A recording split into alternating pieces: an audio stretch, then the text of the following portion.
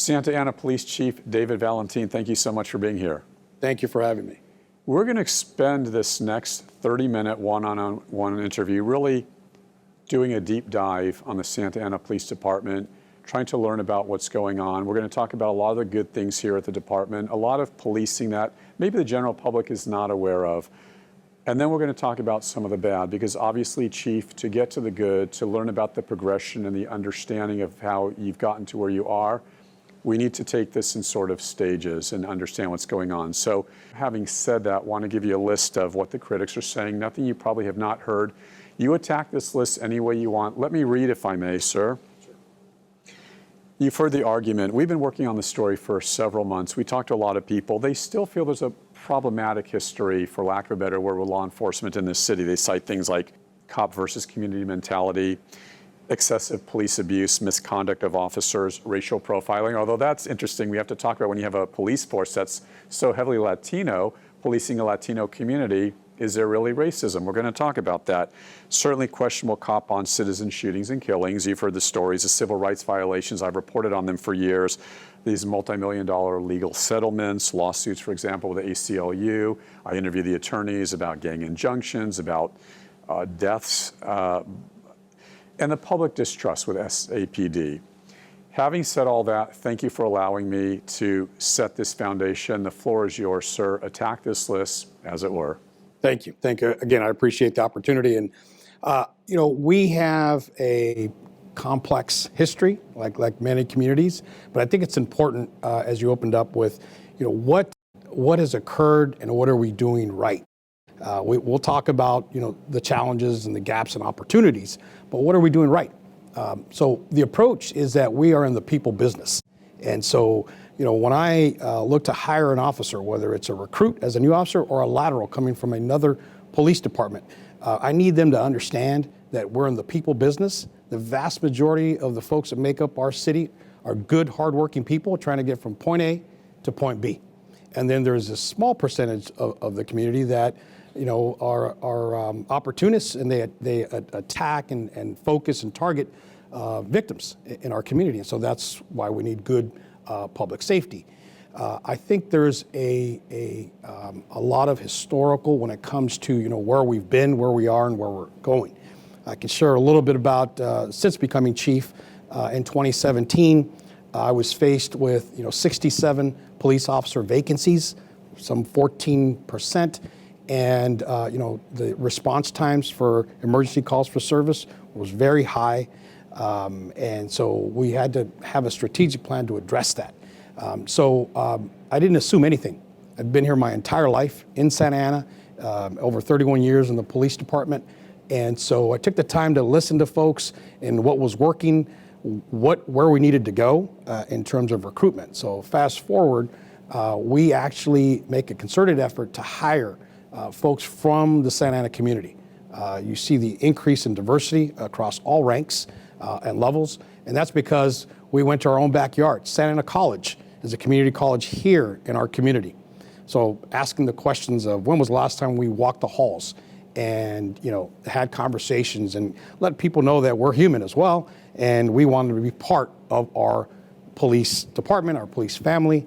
And we've hired people from the community. We've hired folks that come from the various high schools here in the community. And so that's always good to see. With regards to violence, in the early 90s, I think the height of our murder rate was 97 murders. That's a lot of killing for 27 square miles. And so that really turned when we invested at a higher level in community policing. This goes back to the 1970s with Chief Ray Davis, who saw the value in having officers and our civilian support staff get out of their police car and engage the community to establish relationships so that they serve as our eyes and ears. Fast forward in taking over the police department in 2017, it's something that we had gotten away from. So I didn't reinvent the wheel. I looked at, returning back to the basics, what works. And so officers were encouraged to have the ability to get out of their police cars and have conversations with our community.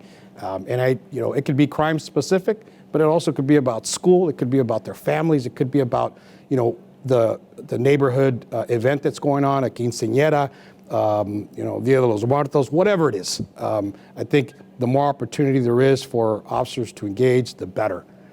And so that's, we're in the people business. We encourage engagement. At the same time, we want to make sure that we're still focused on what I refer to as traditional policing. And so our policing philosophy today and our approach is dual. It's community-based engagement and traditional policing, because we can never get away from traditional policing, because there are those that target innocent victims. And so the officers are encouraged to take good affirmative steps, but also be able to articulate, what it is they did and why. And so for the public, when it comes to trust, this is something that is, at the forefront across our country today. We've lived through this tragic incident involving George Floyd, Minneapolis in 2020, and then what has occurred since then. I think what's important is for the community to know that we are invested as a partner. And again, it's more than just lip service. You have to demonstrate that you're willing to engage the community that we're hired to serve.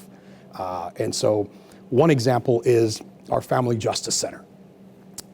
So we still today, in 2021, are the only police department that has a Family Justice Center co-located within the police department. Now, if I would have listened to all the naysayers, this vision would have never become to fruition, because the feedback was the community will not come to the police department. They will not come to seek services. And we now know that that is not true. That's not true because of the investment in community relations. We have serviced countless people in our community through the pandemic, ensuring that we provide support services through the court process and otherwise. So I think we need to always look at how we can do things better. And then we need to listen. We need to do, I know I'm doing a lot of talking right now, but we need to listen twice as much as we talk. And that begins with relationship building in our community. So with that relationship building, Chief, is it difficult to walk that fine line when your department, the good folks on the rank and file have done so much to improve this community, yet you're bombarded with articles, let's say from Voice of OC or the Los Angeles Times or the Orange County Register, again, talking about all the legal settlements or the problems with the union or police abuse or cops being too tough on citizens or lack of transparency? How do you walk that fine line? Because these are criticisms of your department that people in your community have a lot of conviction about, as you know. Yeah, so I think it's addressing the issues head on. So as a police chief, it's important that the men and women of the police department hear directly from me, and they hear the concerns of community members, and that then I take that information and communicate back and educate the community as well. During this era of heightened criticism, if you will, I have received countless phone calls, messages, emails, letters of support. They want to see officers do good police work. They also want to make sure that it's done appropriately, it's done within the law, and it's done respectfully. There is nothing better than to see an officer that has to engage in some enforcement action, and that person that's, let's say, for example, going to jail, that they have to fulfill that responsibility, that they turn around and tell the officer, thank you. That's a level, that's a measure of dignity and respect that we encourage officers to engage in. And I think it's also about accuracy in information, is sharing as much information as we can with the community. As a field sergeant, I used to tell my officers, if you have the opportunity, if the situation is stable, take the time to share with mom, dad, or grandma the why, the why of what occurred, why you had to take certain police action. It goes a long way. Speaking of taking police action, I sometimes make friends, I make enemies. I make enemies with my liberal friends in the media because I, with great conviction, say 99% of cops are good, decent, brave men and women who put their life on the line to keep our community safe. I make enemies with those on the right who say, well, you're not giving cops enough credit because by saying 1% are bad, well, then you're labeling everyone. Yet with that said, when you see a cop that has had bad behavior or done something wrong, how do you personally handle that, Chief? So I always want to look at it not only as a police chief, but as an individual person from society. So no one dislikes more a compromised officer than those good officers. And so it's my job to make sure that we address those behaviors and, to the best of our ability, either change behavior or remove those people from the organization. One of the police reform bills that was on the table that did eventually get passed was decertification of officers. And as a police chief, I supported that effort because every industry has a certification process. Police did not in the state of California. And so now we have that in place so that you don't have problem officers leaving one organization and going to another. I mentioned at the beginning of this broadcast that some of the mistrust that some of the folks in the community here in Santa Ana have are sort of the fact that there's this cop versus a community mentality or some racial profiling. Talk about that because, again, as I said earlier, it's an interesting dynamic. Yeah, so we're a very diverse workforce, and it's not just gender or ethnicity. Here in Santa Ana, there's some 85 different languages and dialects spoken. So just recently, we had an officer designated as official sign language interpreter. He had that background, and so we look to diversify the workforce. And when we're talking about profiling, people are taken back when I say, yes, we actually do profile. We profile behaviors, not ethnicities solely. So I think that's important. Talk more about that. Elaborate on that, because the assumption is always that some cops target people because of their color or how they look. Delve into that for me. Yeah. So for example, if the officer is responding to a robbery that just occurred, and it's the suspect's described as a male white in his 50s, male Caucasian in his 50s, the officer probably shouldn't be stopping the African-American teenager, 16 years of age approximately. So we're actually profiling that factor, that variable. But again, it has to tie with criminal activity and not solely detaining people, stopping people because of ethnicity or their race. So that's one example. And it's interesting when I've had dialogue with folks on this issue, because officers do profile, but they're profiling behaviors and variables. Race may happen to be one of them. Then why do you feel some young Latinos in this community believe they are being targeted, or they believe they are being racially profiled if they're simply walking the street or they're driving in their car? Well, that's an interesting one there for me. I grew up here in this community, and I will tell you, I was stopped by the police repeatedly, and each and every time I was stopped, I had to be stopped. In fact, that's probably what led me to this chair here, having our conversation. I think it's again having to do with why officers are taking the action that they're taking, and oftentimes there's the opportunity to share that information with family. So again, I'll refer back to myself. When I was stopped by the police, that information was shared with my mother, my grandmother, and they weren't happy, but at least they were told the information, right?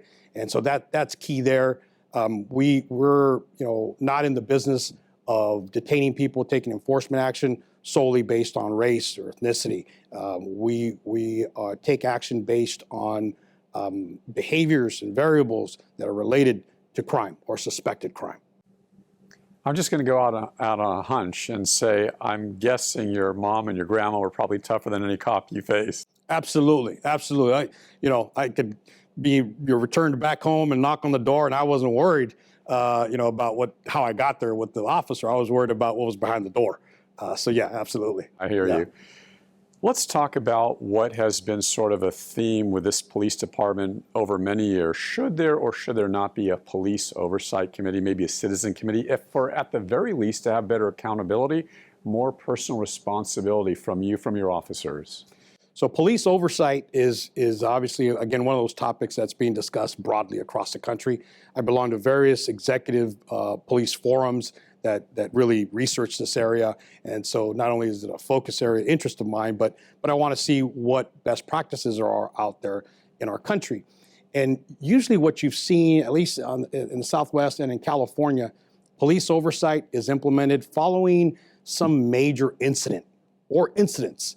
For example, in the city of Oakland, they have a very robust oversight commission with investigatory and subpoena power. Why is that?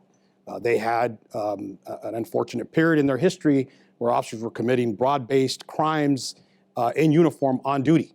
And so that is very different than our reality here in Santa Ana. We have not had broad-based police corruption. Now, having said that, is there value to taking transparency to the next level? And that's really what police oversight is. I believe there is. I believe there is. So long as it's tempered, measured, and purposeful.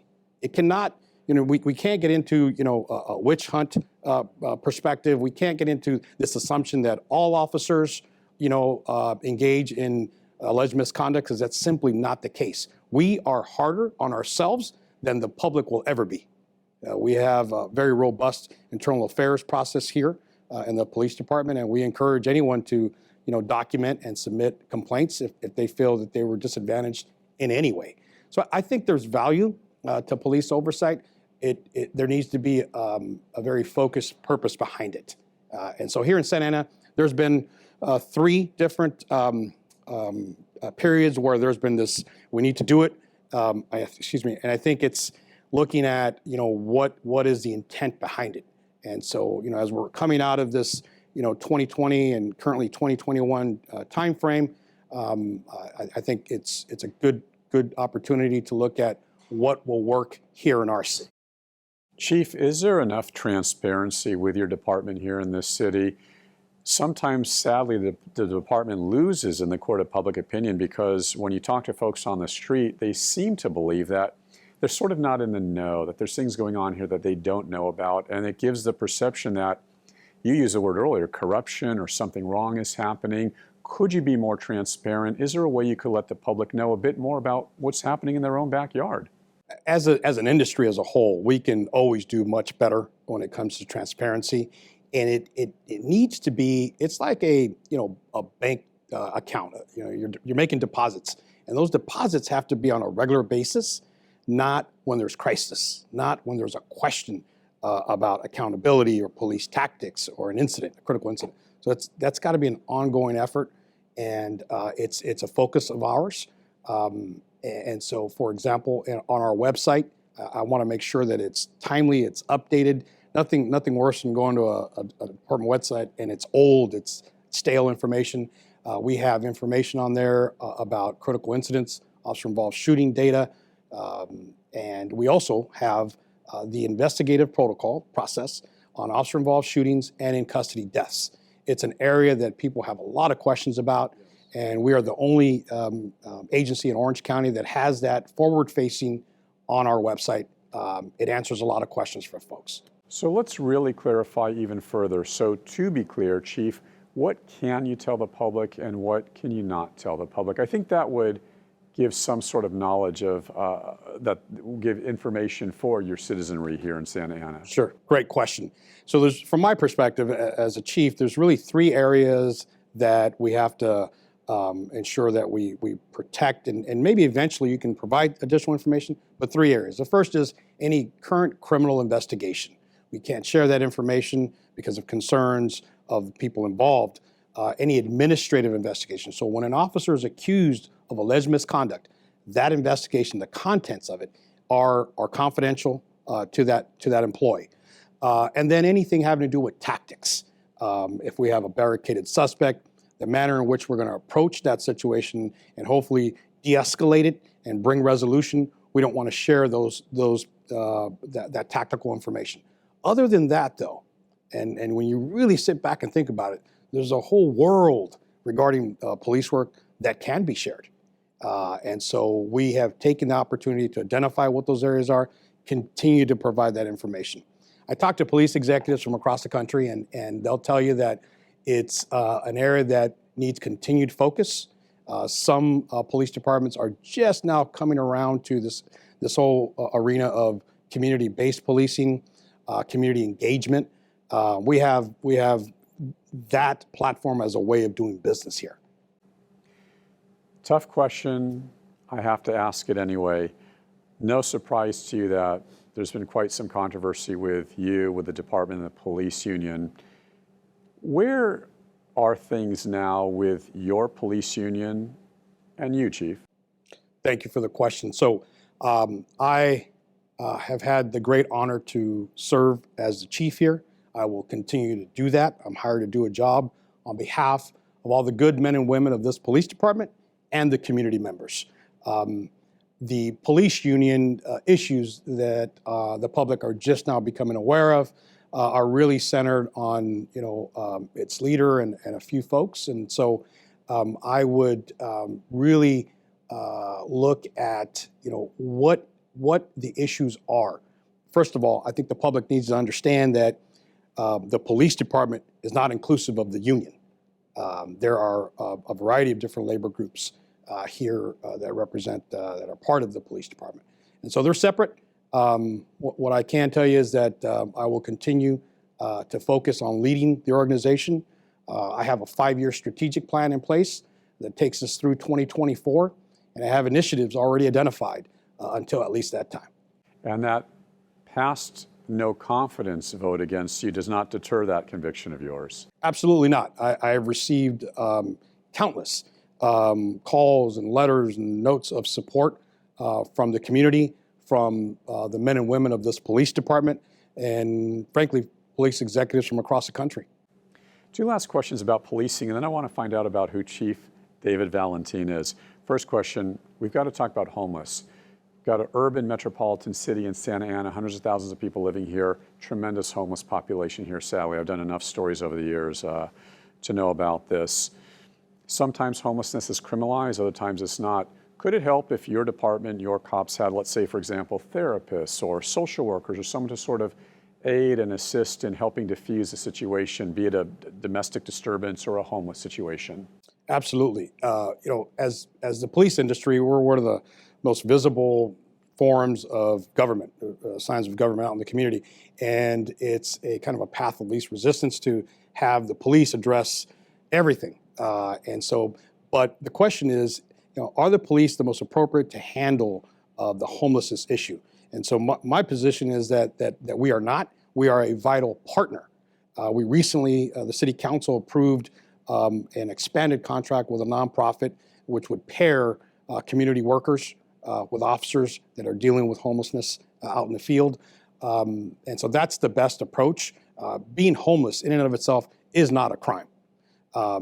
Some people engage in criminal conduct, and that's where you need the police to provide that support. But the vast majority are dealing with mental health, are dealing with substance abuse. Some are literally just down on their luck, one paycheck away from homelessness, and then they remain there. So we've had extensive success partnering officers in working in a non-traditional role.